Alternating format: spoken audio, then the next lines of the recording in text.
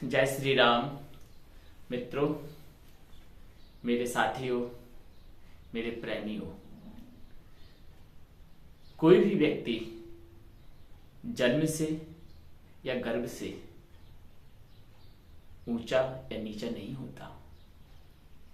ऐसा वेद में कहीं पर भी वर्णित नहीं है कि कोई व्यक्ति जन्म से या गर्भ से उसको श्रेष्ठता, उच्चता प्राप्त होगी। ये गलत है। वेद में सभी मंत्रों में, सभी ऋचाओं में, सभी श्लोकों में, जगह जगह पर सिर्फ और सिर्फ ब्रह्म की और चेतन स्वरूप की व्याख्या की गई है। आत्मा और परमात्मा की व्याख्या की गई है।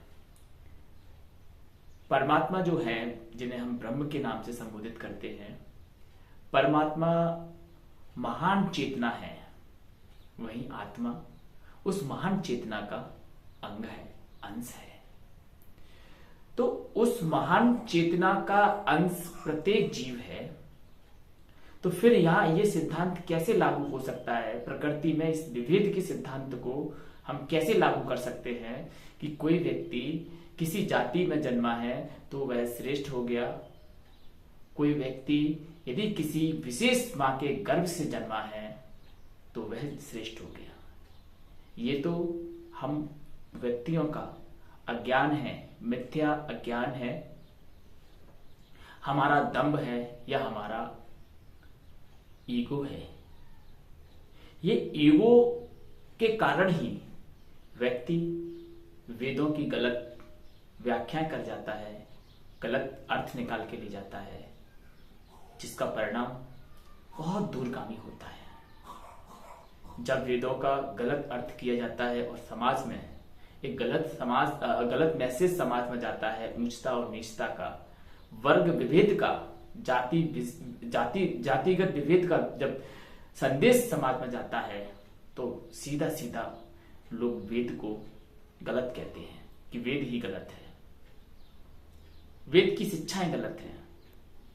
इसी का परिणाम है कि आज हमारे भारतीय दर्शन परंपरा में कुछ नास्तिक श्रेणी के दर्शन भी हमें देखने को मिलते हैं।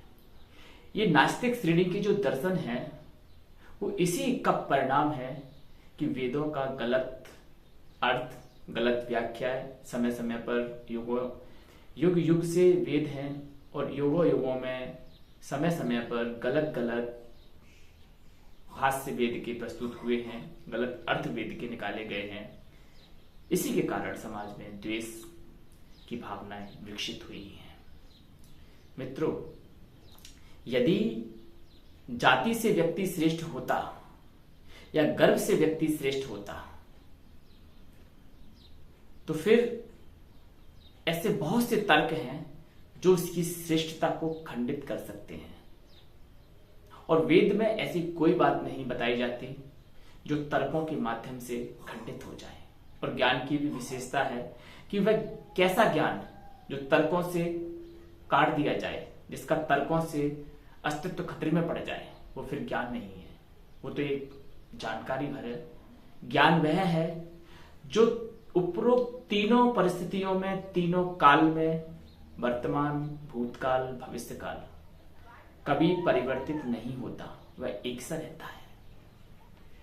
जब से सृष्टि प्रारंभ है, यानी कि उत्पत्ति, स्थिति और प्रलय, इन तीनों ही अवस्था में ज्ञान का एक ही स्थान होता है। मैं फिर से कहूंगा और मेरी आप लोगों से करबद्ध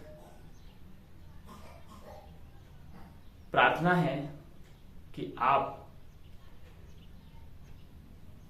जीव मात्र से प्रेम लगाएं, जीव मात्र से दया का भाव रखें।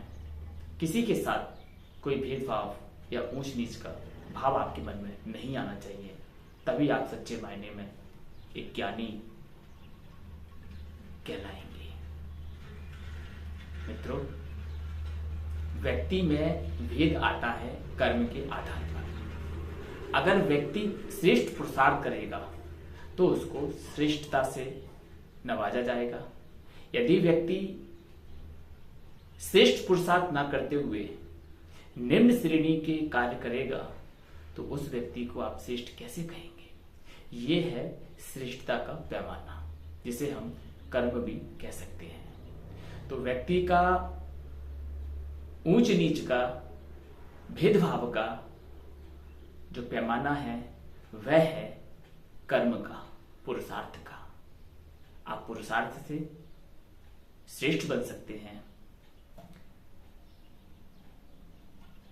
प्रेमियों, इतिहास साक्षी है, समय साक्षी है कि कैसे हमारे इतिहास के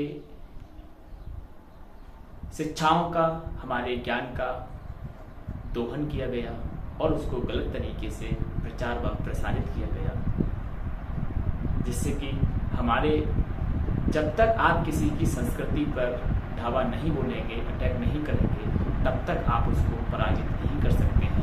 और इस वैदिक साहित्य संस्कृति के लिए, वैदिक संस्कृति को टारगेट विश्व में किया जा रहा है। आपको सोचना है, विचार करना है और अपनी संस्कृति की रक्षा के लिए आपको आगे आके प्रयास करना है।